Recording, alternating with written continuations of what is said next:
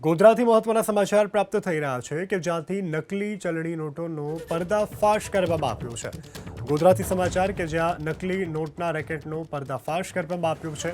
એલસીબીની ટીમને બાતમી મળી હતી. બાતમીના આધારે રેડ કરવામાં આવતા નકલી ચલણી નોટોના રેકેટનો પર્દાફાશ કરવામાં આવ્યો છે. મોહસિન સિંધા અને સોએબ નામના આરોપીની ધરપકડ કરવામાં આવી છે, જ્યારે અન્ય એક આરોપી ફરાર છે.